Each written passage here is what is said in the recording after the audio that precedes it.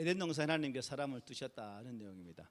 하나님께서 당신이 창조하신 참 보시기에 참 좋은 그 땅 한 중심에 뭘 두셨다는 거예요?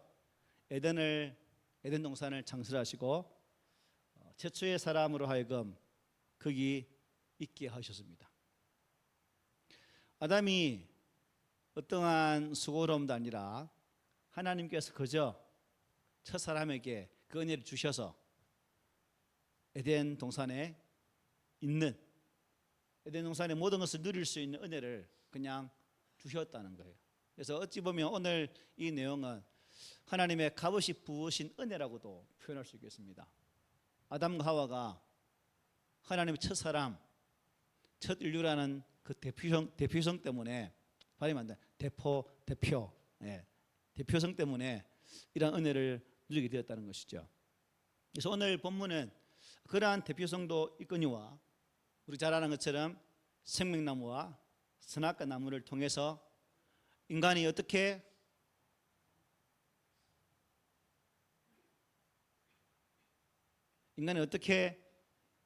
하나님께로부터 멀어지는가, 또 하나님께서는 그러한 멀어짐 가운데서도 이것을 어떻게 회복시키시는가에 대한 내용이 바로 오늘 본문의 말씀이라 하겠습니다.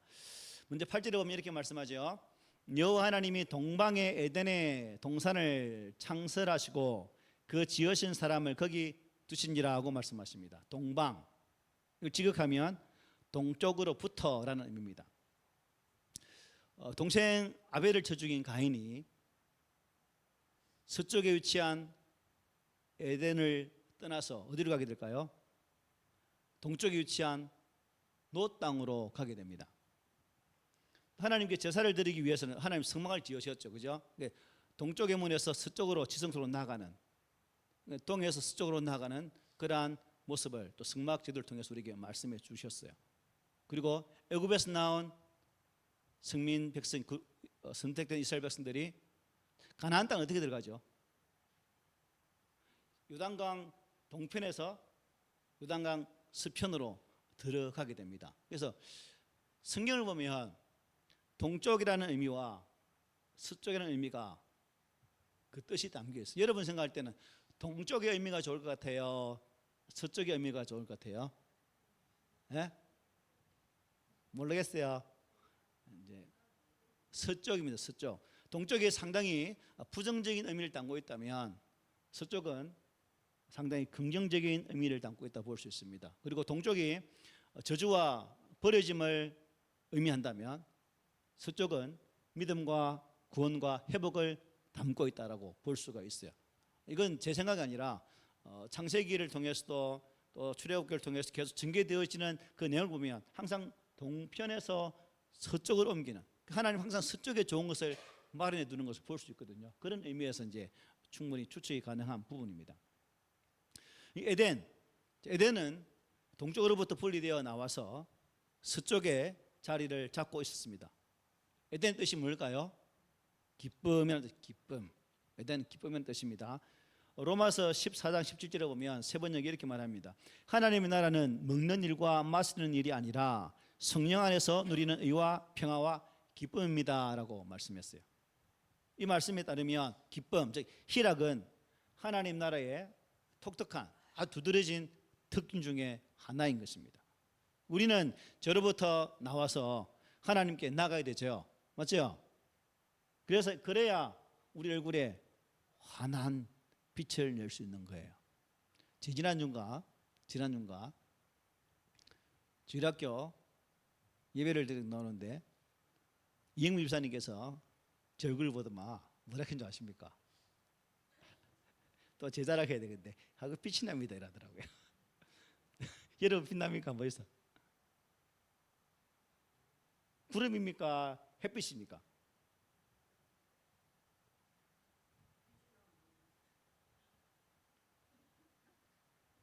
스프라이트 좀 붙이줄까요? 빛나게.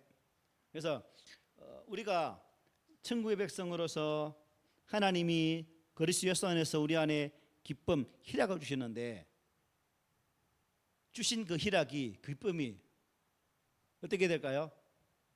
쏙 들어가서 안 나와야 됩니까? 밖으로 보여져야 된다는 거예요.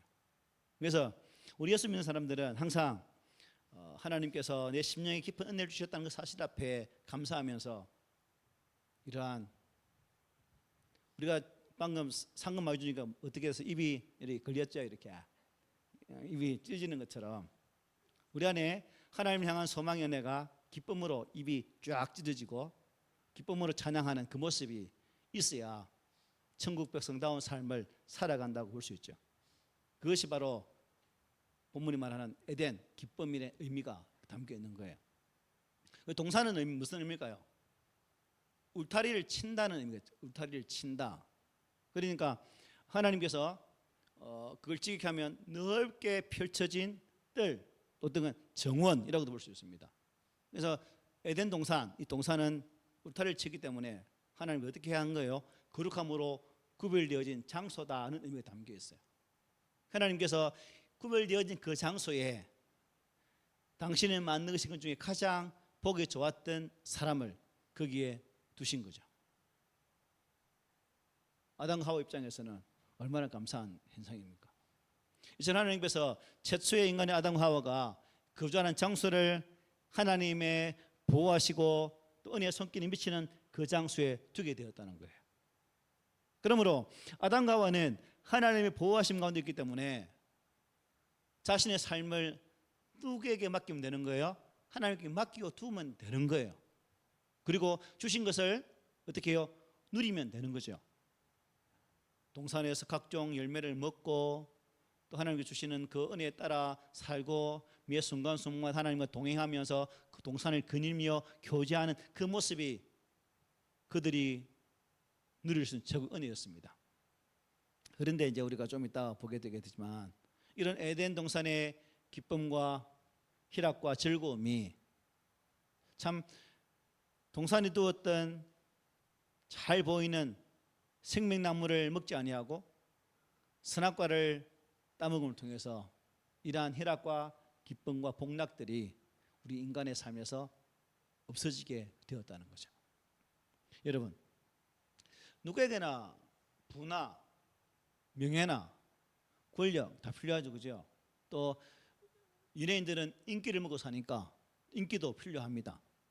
그래서 세상 살아가는 데 있어서 분명히 이것들이 적절히 필요하지만 그렇다고 해서 꼭 다 있어도 된다고는 말할 수 없죠. 적당히 있을지라도 우리는 살아갈 수가 있습니다. 그런데 중요한 것은 이것이 과다하게 있으면 하나님과의 관계를 회복하는 데 있어서 도움이 될까요? 방해가 될까요? 오히려 제가 볼 때는 방해가 되는 경우가 많다는 겁니다. 사도 바울이 예수 그리스도를 믿고 이런 고백을 하죠. 우리 함께 읽어봅시다. 시작. 나는 예수 그리스도 외에 그 밖에 모든 것들을 해로 여깁니다. 오물로 여깁니다.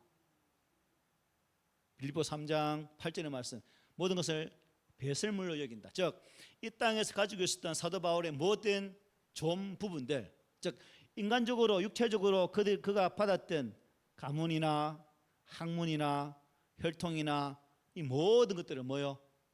배설물로 여긴다라고 바울이 고백했어요. 나는 더 이상 예수 외에는 이 땅의 것을 신뢰하지도 않고 또 믿지도 않고 자랑하지도 않고 사랑하지도 않겠습니다는 고백이죠. 이 말 속에 사도 바울 자신이 얼마나 철저하게 자신을 비우는 작업을 했는지를 볼 수 있는 장면입니다. 예수 그리스도는 이 세상 그 무엇보다도 소중하시며 또 생명을 비롯해서 우리가 가진 전부를 뭐예요? 남김없이 다 버려도 부족할 정도로 크고 높고 고상하고 탁월한 분이었기 때문에 그리고 예수 외에는 모든 것을 배설물로 여긴다라고 고백했다는 것이죠.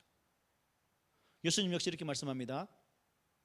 낙타가 바늘귀로 들어가는 것이 부자가 하나님의 나라에 들어가는 것보다 쉬운지라고 말씀하셨어요. 여러분, 낙타가 바늘귀로 들어갈 수 있나요? 없어요. 근데 옛날에 제가 마태복음 수요일 날 마태복음 설교를 하면서 낙타는 바늘귀로 들어가요. 어떻게 들어갈까요? 그 큰 낙타가 죽어서 다려지면 실이 되면 실로 만듭니다. 이 낙타의 액을. 그래서 비로소 낙타 바늘귀로 들어가는 거예요. 죽어야 들어간다는 거죠. 부자는 자아가 죽지 못하기 때문에 뭐요? 들어가지 못하는 거죠. 그래서 유대 문화 풍속을 보면 낙타가 바늘귀에 들어가는 의미가 이렇게 담겨 있더라고요. 어쨌든 주님께서 이렇게 말씀했어요. 자기 자랑이나 자기 만족이나 교만이나 불신앙 등으로 살찌운 사람들은 하나님 나라에 들어가는 문이 좁다 넓다? 너무 좁아서 못 들어가요. 자기애로 가득 차 있는 사람은 천국문이 좁아서 결코 들어갈 수 없어요. 그렇기 때문에 자기애를 조금씩 버리고 버리는 작업을 통해서 나 자아를 깨버린 사람, 사도 바울처럼 오직 예수 그리스도 한 분만을 나의 삶의 중심으로 삼겠다고 고백한 그러한 분들만이 이 좁은 길, 좁은 문을 통과해서 하나님 나라에 들어갈 수 있다는 사실이죠. 혹시 주님 아닌 그 무엇이 여러분의 믿음의 길을 걷는 데 있어서 방해되는 건 없습니까? 여러분, 제자들 한번 보십시오. 제자들 예수를 만났을 때 제자들은 어떻게 합니까? 모든 것을 버려두고 예수를 따르게 됩니다. 그런데 예수를 따라가던 제자들을 보면 참 예수님께서 하시는 그 말씀 한마디 한마디들이 부자들을 이렇게 높여주는 게 아니라 철저하게 배제하고 오히려 소외되고 가난하고 없는 그런 연약한 자들과 함께 친구 삼으시고 유대인들은 죄인 취급시하는 그 세리들과 함께 밥을 먹으시면서 주님의 말씀을 이루어나가서 보게 되죠. 그 당시의 입장에서 여러분, 예수 그리스도는 어떤 분일까요? 철저하게 나쁜 사람이에요. 유대교의 정통 사상의 측면으로 배치된 삶을 살았기 때문에 심지어는 우리 오늘날 말한 것처럼 이단자라고도 말할 수 있는 그러한 사람이었어요. 이 놀라운 변화 속에서 제자들이 주를 따른다는 그 자체도 놀라운 것이지만 주께서 말씀하신 그 모든 하나님의 말씀들은 도무지 땅에 발을 붙이고 사는 사람으로서는 이해하기 힘든, 참 용납하기 힘든 그 어려운 것들은 사실입니다. 어렵다는 거죠. 하지만 예수님께서는 그런 상황일지라도 당신의 길을 꿋꿋이 걸어가셨습니다. 이 땅에 많은 것들이 벽이 된다 할지라도 이 땅의 사상과 문화와 모든 것들이 벽이 된다 할지라도 예수님은 그러한 벽 속에서도 단단히 그 벽들을 뚫으시며 하나님 나라의 말씀을 전가하시고 주의 길을 걸어가셨다는 거죠. 그래서 여러분, 하나님 나라는 이런 것을 보면 쉽다 어렵다? 너무 어려운 것 같아요. 그죠? 인간적으로 아무리 탁월하고 수고와 노력을 아낌없이 투자한다 할지라도 우리의 사람의 힘으로는 이 문을 통과할 수가 없어요. 그죠? 그럼에도 불구하고 처음 사람에게는 이것이 어떻게 해요? 그냥 주어진 거죠. 첫사람 아담에게는 값없이 그냥 주신 거예요. 어떤 공로도 없이 그야말로 제한 없이 그냥 억수로 팍팍 주신 거죠. 하나님께서. 왜요? 당신의 형상으로 지음받은 보시기에 너무나 좋았던 존재였기 때문에. 당신이 지으신 인간을 향한 사랑이 너무나 지극지순했기 때문에 그냥 다른 거 보지 않고 아낌없이 그에게 다 쏟아부었다는 거죠. 하나님 나라가 바로 이런 겁니다. 그래서 거룩하신 희생, 예수 그리스도의 거룩한 죽으심, 이 땅의 인간이 되심, 십자가로 나갔던 그 모든 사역 하나하나가 결국 누굴 위해 예비된 거예요? 나죠. 예수님께서 그렇게 가신 것은 바로 나 때문에요. 나 때문에. 나 하나를 구원하기 위해서. 그래서 이런 큰 은혜를 받은 아담과 하와처럼 우리 또한 이런 은혜를 받은 존재라는 사실입니다. 오늘 이 땅에서는 우리가 니 주고 내 받고 참 거래에 익숙한 삶을 사는 우리들에게는 거저 주는 이 은혜는 잘 이해하기 힘든 부분이죠. 아무것도 안 했는데 왜 주시지? 만약에 내가 여러분에게 돈도 없지, 그런 돈도 없겠지만 이순희 집사에게 집사님 오늘 고생했죠. 돈 1,000만 원 줄게. 주면 어떻게 받겠죠? 이순희 집사 안 받는다네. 그냥 이 구원의 모든 은혜가 어떻게 해요? 그냥 주신 거죠. 우리가 의미 없이 주면 내가 왜 받아야 됩니까? 이런 말 하잖아요. 이게 정상적인 사고방식이거든. 주고받는 내가 당신에게 한 것인데 왜 이거 받아야 이렇게 되는 거죠. 하나님은 자신의 탐욕으로 스스로의 길을 가는 자들을 결코 외면하시는 분이십니다. 그러나 하나님 안에서 주 예수 그리스도 안에서 구원의 손길을 꼭 붙드는 그 자와 함께 하시고 또한 동행하시기를 원한다는 거죠. 이런 하나님 은혜는 여러분 무늬뿐인 색깔뿐인 그리스도인들은 이해할 수 있을까요? 평생을 다녀도 교회를 이해하지 못해요. 하나님께서 죽으신 의미와 그 사랑의 깊이를 그냥 무늬만 그리스도인들은 이것을 알지 못한다는 겁니다.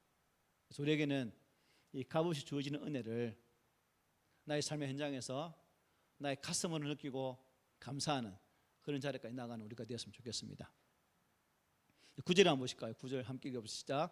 여호와 하나님이 그 땅에서 보기에 아름답고 먹기에 좋은 나무가 하나 나게 하시니 동산 가운데에는 생명나무와 선악을 알게 하는 나무도 있더라.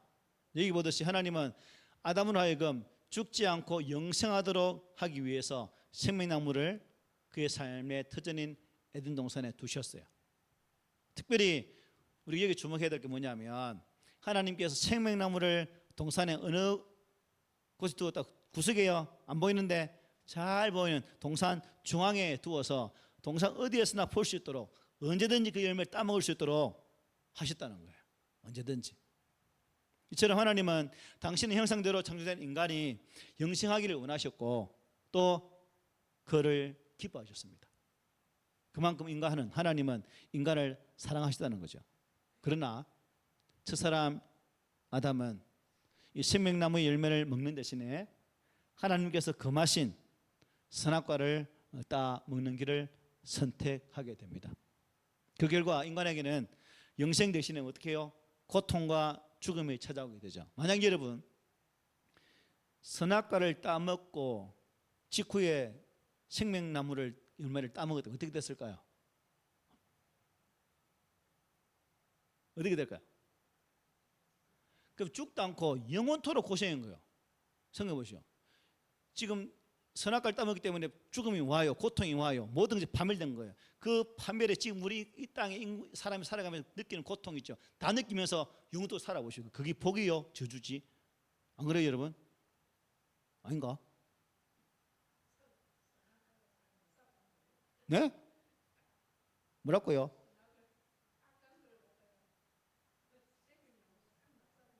아닙니다요. 이미 깨진 거 깨졌어요. 이미 죽음 따먹는 순간 뭐 정년 죽으려 했기 때문에 죽음이 온 거예요. 그걸 따먹는다고 뭉개지고 이게 쌤쌤이 되는 게 아니라니까요. 그래서 선악과를 따먹으면 영원한 고통, 영원한 죽음이 오게 되어지는데 거기서 생명나무를 따먹었다면 죽도록 죽지 않고 지옥의 고통이 임하는 거예요. 얼마나 슬퍼요 이게. 근데 하나님은 그렇게 하지 않으셨어요. 선악과를 따먹은 인간을 에덴 동산에 어떻게 축절하시죠. 그리고 두루두루 한검을 통해서 생명나무를 지키게 하십니다. 이게 인간에서는 은혜예요. 은혜. 지킨 게.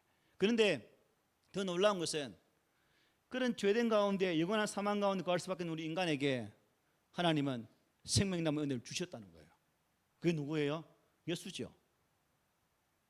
예수 그리스도 안에 거하면 영원히 죽을 수밖에 없었고 영원토록 고통 가운데 거할 수밖에 없었던 우리를 생명을 주신다는 거죠. 영원한 생명을, 영생을.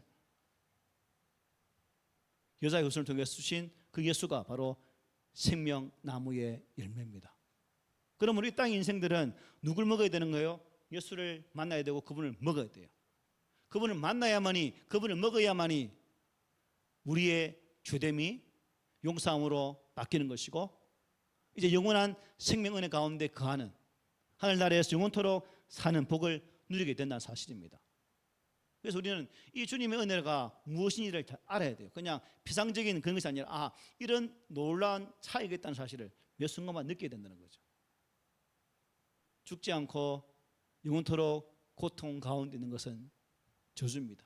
하지만 사망 가운데 있는 우리 인생들 다 죽게 되겠지만 오히려 그런 측면에서는 죽음도 복이다는 거죠. 왜? 죽음 이후에 하나님 안에서 새롭게 태어날 은혜가 있기 때문에. 예수 믿는 사람들은 죽음이 저주가 아니에요. 새로운 변화의 출발점이기 때문에 오히려 은혜라는 겁니다. 그래서 죽음을 더 깊이 슬퍼할 이유가 없는 이유가 바로 여기 있는 거죠. 새로운 소망을 바라보는 시각으로 우리가 죽음을 맞이해야 되겠습니다. 이어지는 이제 10절부터 14절은 이제 강이 나오죠. 강이 에덴에 흘러서 이것은 다음 주에 제가 하겠습니다. 그런데 15절 한번 볼까요? 시작. 여호와 하나님이 그 사람을 이끌어 에덴 동산에 두어 그것을 경작하며 지키게 하시고 라고 말씀합니다. 자, 여기 보니까 그 사람은 누구예요? 예, 아담 첫사람이죠. 첫사람입니다. 이끌다 하는 말씀은 뭘까요? 데리고 온다, 지정해 두다는 뜻입니다. 그래서 그 사람을 이끌어서 아담을 어디에 두었다고요? 에덴 동산에 두셨습니다. 친히 택하여서 에덴 동산으로 인도하시는 하나님의 자비가 나타나는 거죠. 이끌다는 말씀 앞에. 이것은 단순히 여러분 육체만을 인도한 상태가 아니에요. 우리의 지정의 모든 것을 하나님의 은혜로 우리를 이끌어서 그게 두셨다는 겁니다. 하나님의 전인격을 통해서. 그래서 이것을 보면 하나님께서 참 우리 사람을 하나님께서 만드신 그 동산에 두실 때 하나님의 자비하심으로 감당하셨고, 또 이 선택을 여러분 하나님의 강압적인 부분일까요? 아니면 선택적인 의미일까요? 저는 하나님께서 간섭하셨겠지만 전적으로 아담과 하와의 자의적인 선택에 의해서 이 땅을 선택했으리라 믿습니다. 그래서 또 하나님은 인간을 사랑하셨기 때문에 얘야 이렇게 했으면 좋겠다라고 또 강압도 하셨겠죠. 어쨌든 여호와 하나님은 이 피조 세계에서 벌어지는 모든 일들의 근본적인 원인이기 때문에 그렇게도 했다고 볼 수 있습니다. 어쨌든 이때까지만 해도 여호와 하나님과 사람은 어떤 관계예요? 아주 좋은 관계였습니다. 서로 협력할 수 있는 관계였고 서로 동행하면서 교제하는 그야말로 완벽한 환상의 커플이었습니다. 더 어떤 것이 들어갈 수 없는 그야말로 퍼펙트한 그러한 교제를 이루신 관계였다는 거예요. 처음 사람은 하나님께서 이끌어 주시는 대로 존재했고 더할 나위 없이 풍성한 은혜를 누릴 수 있는 그러한 존재였던 거예요. 왜? 하나님이 이끄셔서 그곳에 두셨기 때문에. 그 다음에 뭐예요? 두다라는 말이죠. 두다. 두었다 말이 있죠. 이거는 머물러 둔다, 또 위안한다, 쉰다 이런 의미가 담겨 있습니다. 이 말씀은 하나님께서 인간을 에덴 동산에 감금하거나 방치하는 것이 아니라 어떻게 해요? 지극히 평온한 가운데 생활할 수 있도록 쉼을 허락하시고 인도하셨다는 거예요. 실제로 하나님께서는 저와 여러분들에게 선물로 주고 싶으신 진정한 의미의 축복은 그분 안에 있는 모든 지각이 뛰어난 평안입니다. 일단 물질의 권력에 그런 것을 주는 것이 아니라 여호와 안에 있는 평안을 주신다는 거죠. 우리는 이 평안을 누릴 때 비로소 외적인 환경은 물론 내적인 근심과 걱정과 또한 모든 것으로부터 완벽하게 자유로운 삶을 살 수가 있는 거죠. 어떤 것으로부터 자유한다는 것 쉽지 않지만 하나님 안에 있는 그 평안을 누린 자에게는 이 자유가 있다는 것이죠. 우리가 살아가는 이 땅을 보통 뭐라 표현해요? 뭐와 같은 세상이라고 말하죠.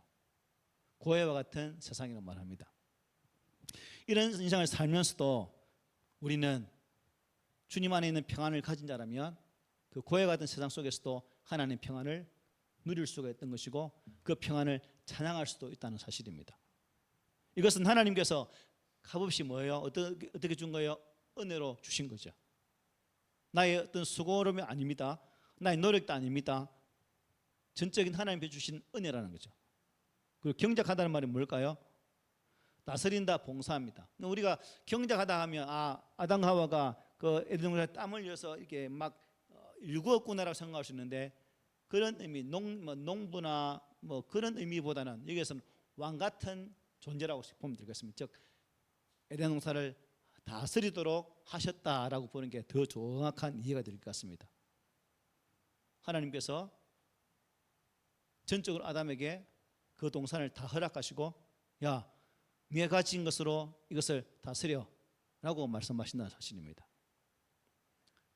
예수님께서 이 땅에 오셔서 나는 섬김을 받기보다 어떻게 해요? 우리 섬김을 주려고 섬기려고 이 땅에 왔다고 말씀하셨죠.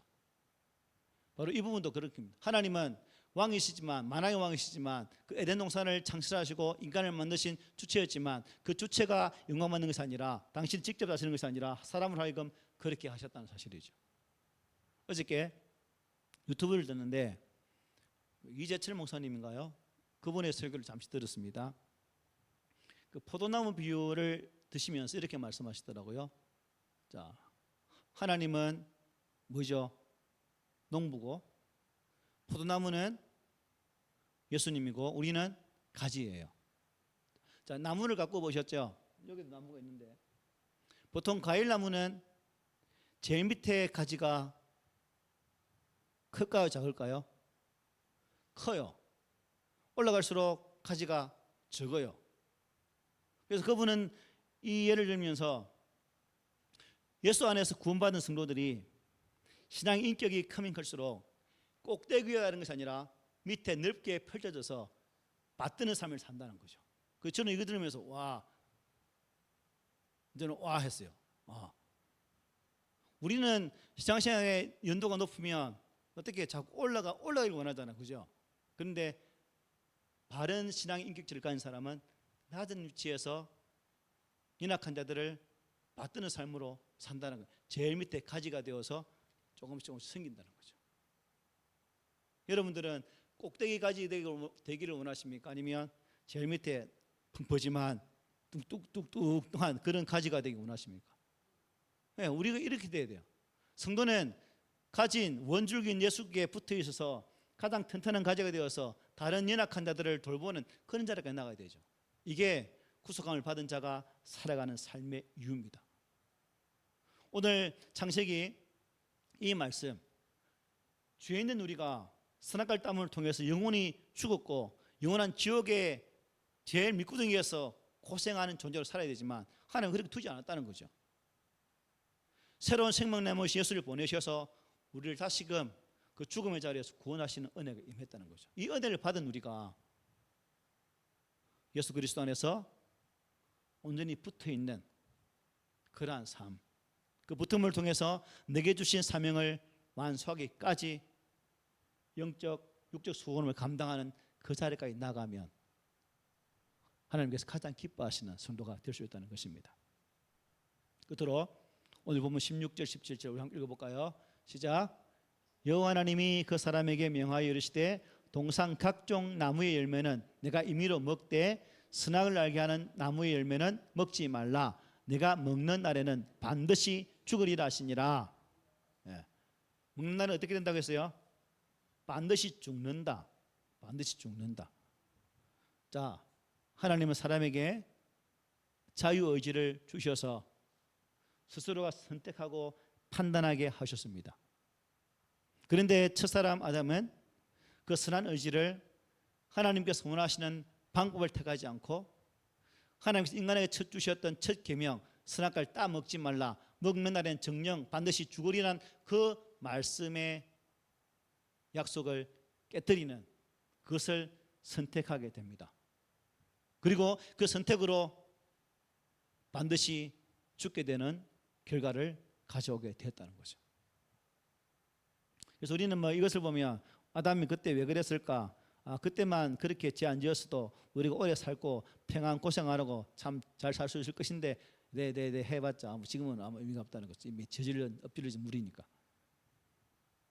그러나 불행히도 인간은 이러한 자유의지를 잘못 선택할 때가 참 많습니다. 저도 그렇고 여러분도 그렇잖아요, 그죠? 순간의 선택이 옛날에 TV 선전할 때 10년을 좌우합니다 하잖아요. 영적인 부분에서는 순간의 선택이 영원을 좌우합니다. 영원. 내가 예수를 선택할 것인가? 아니면 세상을 선택할 것인가? 순간적인 선택이 그냥 영원토록 죽을 것인가? 영원토록 살 것인가를 결정하게 되는 사실입니다. 그만큼 내게 주어진 이 선택의 은혜가 얼마나 큽니까? 너무 중요한 거죠. 그래서 여러분들은, 우리들은 매 순간마다 하나님 은혜 앞에서 그냥 단순하게 생각하지 말고 이거 선택하고 내가 좋은 거니까 이렇게 생각하지 말고 하나님 편에 보실 때 어떤 것을 선택하면 좋으실까를 한번 좀 생각해야 되겠죠. 정령 죽으리라, 반드시 죽으리라는 이 말씀은 결국 3장에 보면 사람이 뭐로 돌아가는 거예요? 너는 흙이니 흙으로 돌아갈지니라는 말씀까지 나오게 됩니다. 그래서 우리의 원재료로 우리 죽으면 원재료로 돌아가는 거죠. 여러분, 반드시 죽을 것이다는 말의 의미를 거꾸로 생각하면 어떤 말일까요? 반드시 죽지 않을 수도 있다는 거죠. 안 따먹으면 영원히 죽지 않는다라고 될 수 있는 거죠. 근데 따먹음을 통해서 영원히 죽게 되었다는 거죠. 하나님의 말씀에 대한 순종, 말씀에 대한 이 순종의 여부는 결국 축복과 저주가 결정된다는 것을 보게 됩니다. 그래서 신명기에 보면 이렇게 말씀해요. 신명기 30장 19절 20절입니다. 우리 함께 읽어보겠습니다. 시작. 내가 생명과 사망과 복과 저주를 내 앞에 두었은즉 너와 내 자손이 살기 위하여 생명을 택하고 내 하나님 여호와를 사랑하고 그의 말씀을 청종하며 또 그를 의지하라 하고 말씀했어요. 말씀에 대한 순종 여부는 생명과 사망, 복과 저주가 결정된다고 말씀하셨어요. 그렇다면 우리들은 어느 걸 선택하기를 원하십니까? 순종입니까? 불순종입니까? 선택은 여러분의 의지에 따라 자유롭게 할 수가 있습니다. 그렇지만 그 결과는 축복일 수도 있고 저주일 수도 있고 영생일 수도 있고 영벌일 수도 있다는 사실, 너무나 중요한 거죠. 그런데 문제는 여러분, 내가 아무리 애쓰고 몸을 친다 할지라도 우리 스스로는 하나님의 말씀에 순종할 수가 없어요. 내 스스로는. 우리가 예수 그리스도 안에 있을 때 그분을 통해 주신다고 약속하신 바 되어진 보혜사 성령의 은혜 가운데 거하게 될 때 비로소 순종의 길을 갈 수가 있는 거예요. 내가 할 수 있다, 내 의지로 뭐든 할 수 있다고 생각하지 마시고 오직 성령의 전적 지배 가운데 있을 때 바른 믿음의 삶을 살아갈 수 있다는 이 분명한 진리가 우리 가운데 있으면 참 좋겠다는 생각이 듭니다. 갈라디아서 2장 말씀을 볼게요. 내가 율법으로 말미암아 율법에 대하여 죽었나니 이는 하나님에 대하여 살려 함이라. 내가 그리스도와 함께 십자가에 못 박혔나니 그런즉 이제는 내가 사는 것이 아니요 오직 내 안에 그리스도께서 사시는 것이다. 내가 누가 살아야 된다고요? 예수가 살 때 비로소 하나님께서 원하시는 그 순종의 길을 갈 수가 있다는 사실입니다. 우리가 살아갈 때 병들고 아파할 수도 있고 또 불신앙으로 영적 갈등 속에서 헤맬 때도 있습니다. 하지만 그 순간순간마다 우리 성령 하나님께서 내 안에서 작업하셔서 깨닫게 하시고 내 심령이 정말 말씀 앞에 순종할 수 있도록 그 순종 자리에 둘 때에 우리는 그저 뭐 하면 돼요? 순종만 하면 된다는 거예요. 성령께서 나를 전적으로 이끌 수 있도록 하나님의 거룩한 말씀이 내 안에 역사하실 수 있도록 그냥 말씀 앞에 내어 맡기는 이 거룩한 작업이 우리 가운데 있을 때 비로소 저와 여러분들은 하나님께서 가장 기뻐하시는 그러한 삶이 될 수 있다는 사실입니다. 성경 몇 권이에요? 66권이죠. 모든 성경의 내용들을 다 살펴보면 모든 것이 하나님의 은혜라고 고백합니다. 하나님의 은혜가 아니고는 되어진 것이 없다라고 고백합니다. 자, 그렇다면 지금 내가 살아가는 것도 하나님의 은혜고 창세기에서 아담이 비록 범죄하였지만 하나님께서 그 범죄한 가운데서도 세계를 주셔서 예수 그리스도 안에서 구원의 길을 주신 이것 또한 은혜라고 볼 수 있는 거죠. 바울은 우리 잘 아는 말씀이죠. 고린도전서 15장 10절에서 이렇게 고백합니다. 우리 함께 고백하고 마치겠습니다. 시작. 그러나 내가 나된 것은 하나님의 은혜로 된 것이니 내가 주신 그의 은혜가 헛되지 아니하여 내가 모든 사도보다 더 많이 수고하였으나 내가 한 것이 아니요 오직 나와 함께 하신 하나님의 은혜라. 아멘. 이러한 은혜가 이번 한 주간에도 여러분과 함께해서 여러분의 삶 가운데 하나님의 거룩한 복의 은혜가 활짝 피는 그러한 은총이 있기를 말씀을 부탁을 드립니다. 아멘.